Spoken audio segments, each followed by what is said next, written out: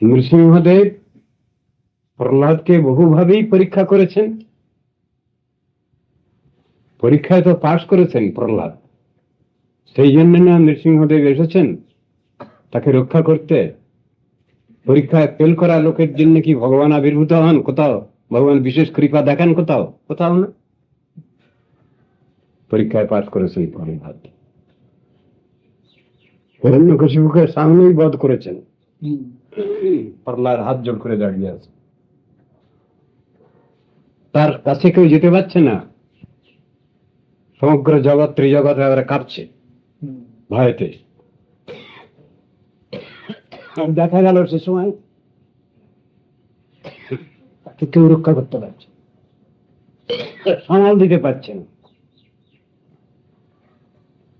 ভগবান খুব ক্রুদ্ধ। সে মূর্তি কি উগ্রচণ্ড মূর্তি না নৃসিংহদেবের? ভীষণ মূর্তি।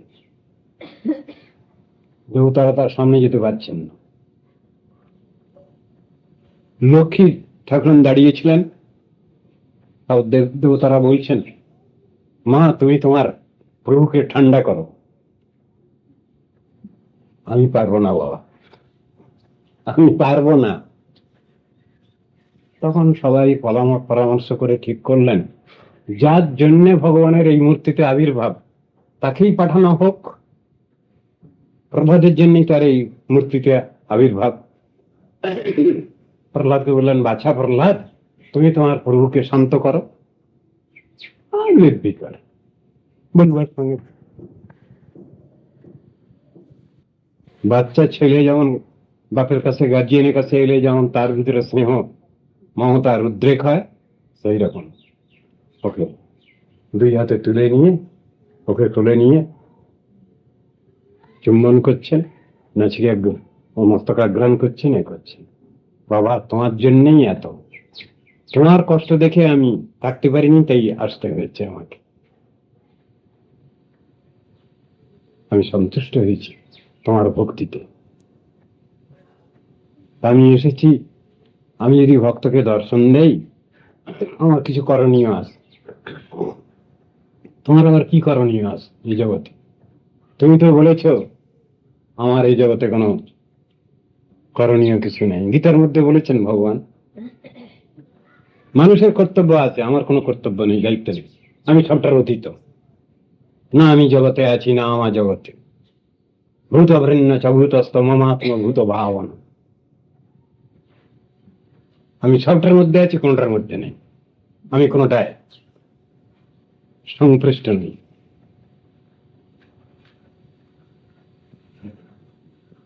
প্রহ্লাদ কি বলছেন, বাবা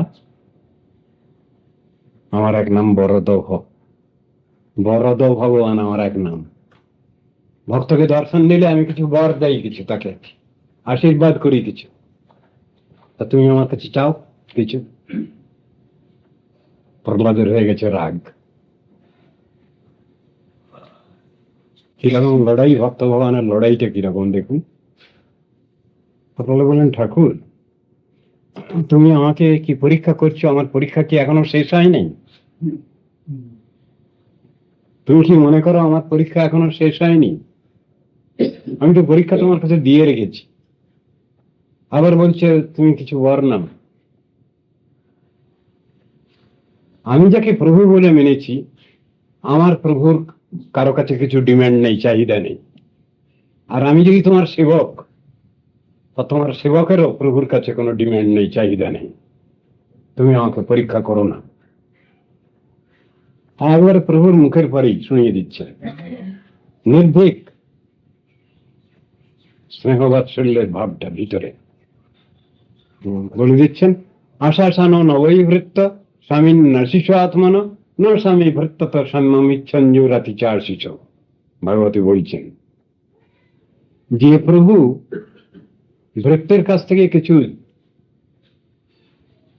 চাইতে থাকেন আমি তাকে প্রভু বলে মানি না। যে সেবক প্রভুর কাছে কিছু ডিমান্ড নিয়ে অগ্রসর হয় আমি তাকে সেবক বলে মানি না।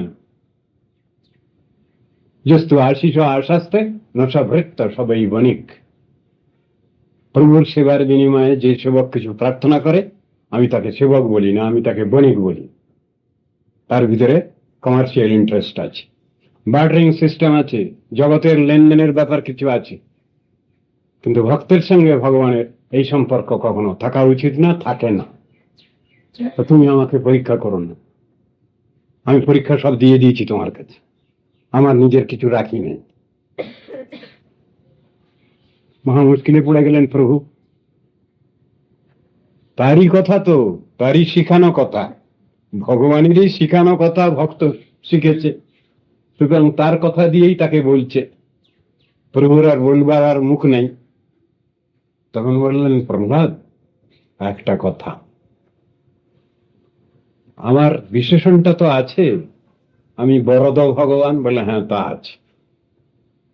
তাহলে সে নামটা কি আজকে থেকে পুছে দেবো, আমি অমিট করে দেবো বিশেষণটা, বরদ নামটা? তখন প্রহ্লাদ কাঁদতে লাগলেন। আমার জন্য তোমার নামটা তুমি পুছে দেবে কেন? বলে তাহলে তুমি বর চাও। যদি আমার নাম বরদ ভগবান, আমি বর দিয়ে থাকি ভক্তকে দর্শন দিলে, তাহলে তুমি ওটা নিতে চাচ্ছ না কেন? তুমি বর চাও। আবার এবার প্রহ্লাদ আবার তখন হেরে গেছে, যুক্তির কাছে আবার প্রহ্লাদ হেরে গেলেন। তাই তো আমার জন্যে আবার প্রভুর বিশেষণটা ঘুচে যাবে। আচ্ছা তাহলে বর দাও, কি বর চাও তুমি? কেমন চালাক আর কেমন চতুর! যেই জন কৃষ্ণ ভজে সে বড় চতুর। তো কিরকম চালাক! বর চাইবেন না, কৌশল করে সেইটাই ঘুরিয়ে বলছেন। কি? যদি দাস্যসি মে কামান বরাংস্তং বরদর্শব কামানাং হৃদ্যব সংরোহং ভবন্তস্তু বরম। আমাকে যদি কিছু বর দিতেই হয় তোমাকে, আমাকে এমন বর দাও, পার্থিব জগতের কোনো বিষয় সম্পদ, কোনো বস্তু যেন আমার হৃদয়ে চাইবার কোনো প্রবৃত্তি না আসে কখনো। ঘুরিয়ে ফিরিয়ে না, ঘুরিয়ে ফিরিয়ে না।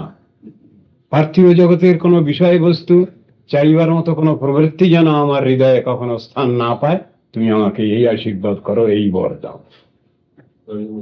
প্রহ্লাদ হেরে যাননি, প্রহ্লাদ জিতে গেলেন, কিন্তু ঠাকুর আমার কিন্তু হেরে গেলেন। অগত্যা তাকে বলতে হলো তথাস্তু, তাই হোক, let it be so, let it be granted, বলতে হবে।